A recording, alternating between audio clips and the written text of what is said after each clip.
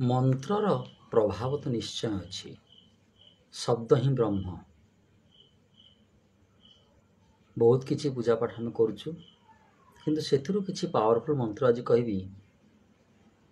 ଓಂ କ୍ଲିଂ କୃଷ୍ଣାୟ ନମଃ। ଓಂ ନମୋ ଭଗବତେ ବାସୁଦେବାୟ। ଓಂ ଶ୍ରୀଂ ମହାଲକ୍ଷ୍ମୀ ନମଃ। ଓಂ ଜୁଂ ଶାଃ। ଓಂ ଶ୍ରୀଂ ଶ୍ରୀରାମ ଶ୍ରୀଂ। ଓಂ ହୁಂ ହନୁମତେ ନମଃ। ଓಂ ଗಂ ଗଣପତୟ ନମଃ। ଓಂ ଦୁଂ ଦୁର୍ଗାୟ ନମଃ। ଆପଣମାନେ ବି ପଢ଼ୁଥିବେ। ଏସବୁ ପ୍ରଭାବ ତ ନିଶ୍ଚୟ ଅଛି। ଶ୍ରଦ୍ଧାର ସହିତ ପଢ଼ନ୍ତୁ। କର୍ମପ୍ରଧାନ, କିନ୍ତୁ ଯଦି ବା ପୂଜା ଘରେ ଆମେ ବସିଛେ, 1 ମିନିଟ୍ ପାଇଁ ବି ହଉ ମନ୍ତ୍ରଗୁଡ଼ିକୁ ପଢ଼ନ୍ତୁ। ଶ୍ରଦ୍ଧାର ସହିତ ପଢ଼ନ୍ତୁ, ପ୍ରଣାମ କରନ୍ତୁ, କ୍ଷମା ଯାଚନା କରନ୍ତୁ। ସେ ତ ସବୁ ଜାଣିଛନ୍ତି, ସେ ଅନ୍ତର୍ଯ୍ୟାମୀ।